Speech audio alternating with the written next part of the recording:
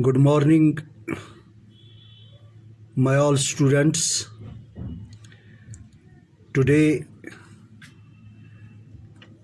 we are going to learn the exercises working with the text. So before we go to start,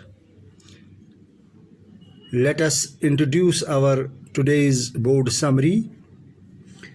It is class 8th and subject is English. Topic is Rustum and Sohrab, and our subtopic is working with the text.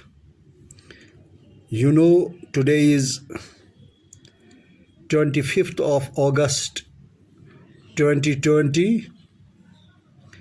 So you are fully aware that we are working with text and learning language work what we have read till date, and we are exercising these questions given at the end of this topic. So match each clause from column A with from column B and make meaningful sentences. तो जो पहला table ए में statement दिया गया है, उस statement को दूसरे बी बॉक्स बी में इनको इसके साथ मिलाना है, और मगर शर्त यह है कि हम बनाएंगे मीनिंगफुल सेंटेंस, मानीदार जुमले. So let us start our first clause from column A to match it clause with column B. So let us start. Match each clause from column A. column A से जो class दिए गए हैं इनको match करना है, मुकाबला करना है with class from column B जो कॉलम में दिए गए हैं, और बनाने हैं हमें मेक मीनिंगफुल सेंटेंस, मानीदार जुमले. तो कॉलम ए से पहला जो क्लास ए का स्टेटमेंट है, if I had worked harder, तो इसको हमें कॉलम बी में मैच करना है. We could have gone out गलत है ये. You would have seen her गलत है. You might have saved his life ये भी गलत है. तो यहाँ पर डी दिया है, I would have got more marks. मैं कहता हूँ कि यही ठीक है. If I had worked harder, तो डी इसका हमने देखा, I would have got more marks. तो यहाँ पर पहला जो स्टेटमेंट है कॉलम ए से, वो कॉलम बी से हमने मिलाया और उसको एक मीनिंगफुल सेंटेंस बनाया. तो दूसरा है हमारा, if the driver in front had not stopped so suddenly.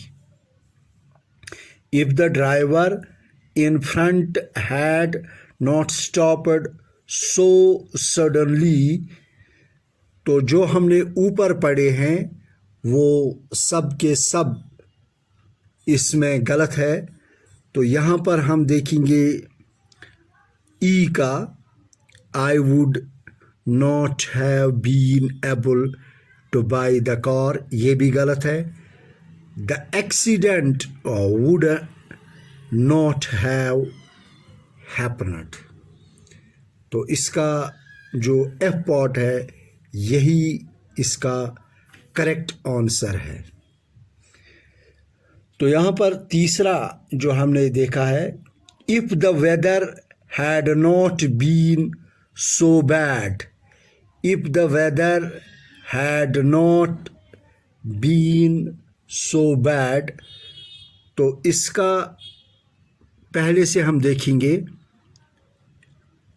we could have gone out, यही इसका करेक्ट आंसर है। we could have gone out, इसका करेक्ट आंसर यही है। तो यहाँ पर हमने तीसरा भी कंप्लीट किया। अब चौथा, if you had arrived earlier, if you had arrived earlier, number 4। तो नंबर 4 का हमने देखा पहला जो we could have gone out, ये इसका गलत है, ये हमने पढ़ा अभी। तो दूसरा है इसका you could have seen her, ये मैं समझता हूँ इसका करेक्ट आंसर है। तो यहाँ पर जो बी है नंबर 4 का हम देखेंगे फिर, if you had arrived earlier, अगर आप पहले पहुँच चुके होते, अगर आप पहले पहुँच चुके होते, यहाँ पर B you could have seen her, आप उसको देख सकते हैं, ये इसका करेक्ट आंसर है। तो नंबर 5 हम देखेंगे, इफ़ यू हैड